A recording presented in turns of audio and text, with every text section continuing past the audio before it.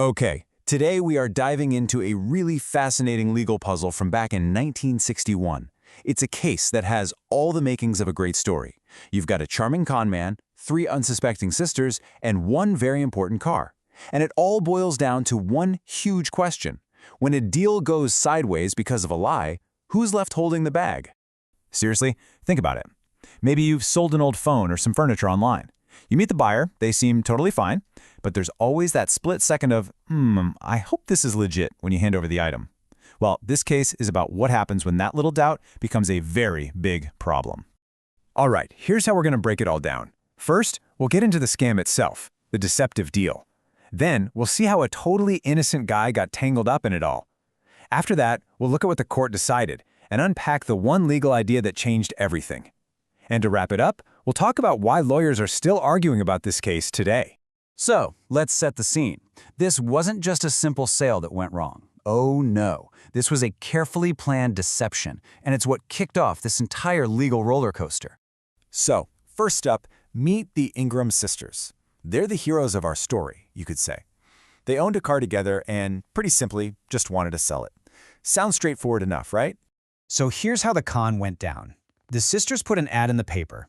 A man shows up, says his name is Mr. Hutchinson. Now the sisters were pretty sharp. This was 1961, so what do? They go check his name and address in the phone book. And sure enough, they find a PGM Hutchinson listed right where he said he lived. Feeling good about it, they take his check and he drives off with the car. The problem? The check was a dud, he wasn't Hutchinson, and he immediately flipped the car to someone else. And this is where things get really messy. The fraudster is gone. Poof, vanished. And now you have 2 completely innocent parties left to argue over who actually owns the car. And here's that other innocent party. Meet Mr. Little. He's a local car dealer who bought the car from our con man. He had absolutely no idea anything was wrong. He paid a fair price, did the deal, and thought he'd made a perfectly legitimate purchase. So here's the standoff. The Ingram sisters are saying, hey, we were tricked. Our deal with that guy was based on a lie about who he was, so it was never a real sale. But on the other side, Mr. Little is arguing, look, I bought the car fair and square, I had no clue about any of that, the car is mine. So who does the law side with? The person who was tricked or the innocent person who bought the stolen good? So you can see the problem. How on earth does a court figure this one out? Well, the case made its way all the way up to the Court of Appeal to get a final answer. And here it is. The court sided with the Ingram sisters. They said the car still belonged to them. But the reason is super important. It wasn't just because they were victims of fraud. It was because the court said the contract was void. And that one word changes everything. Right? It sounds like legal jargon, but the entire case hangs on that one little word, void.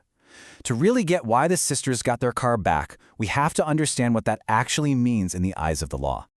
Okay, this next part is the absolute key to the whole story. The fate of that car and of Mr. Little's money all came down to whether that phony deal was void or something else called voidable. So, a void contract. Think of it like a counterfeit $20 bill. It might look real, but it was never, ever legal money. It has 0 value from the moment it was created. It's fundamentally invalid, so you can't use it to legally own anything. Now, a voidable contract is different. That's more like a real $20 bill that was stolen from you. The bill itself is perfectly valid, but because of the theft, you have the right to cancel the transaction and get it back. It's a real contract until the victim voids it. And here's why that difference is so massive. The court said the Ingram sisters' deal was void. That means it was a legal nothing. Ownership of the car never passed to the con man. And if he never owned the car, he couldn't legally sell it to Mr. Little. So even though Mr. Little was an innocent buyer, he ended up with nothing because you can't buy something from someone who doesn't own it. But wait, the story doesn't just end there with a neat little bow. Far from it. This decision in Ingram v. Little was, and still is, hugely controversial. You see, the law is a bit of a mess on this topic. There are other, almost identical cases where someone was scammed face-to-face and the court went the other way. They said the contract was just voidable, which meant the innocent buyer got to keep the goods. It shines a big spotlight on this huge tension in the law. Do you protect the original owner who got conned, or do you protect the innocent buyer to make sure people can trust everyday business deals? So, the crucial takeaway, the reason this case went the way it did, was all about that phone book. The court decided that when the sisters looked up Mr. Hutchinson's name, they proved that his specific identity wasn't just some small detail. It was the entire foundation of their deal. They only wanted to sell to that specific person. Because the man in front of them wasn't him, the whole contract was a non-starter, completely void from the get-go. And that really leaves us with a big question for today. We don't check phone books anymore, right? We check social media profiles that can be faked in 5 minutes. So in our world of digital deals and online anonymity, how do we even apply these ideas? When you can never be 100% sure who you're dealing with, who should really bear the risk when it all turns out to be a scam?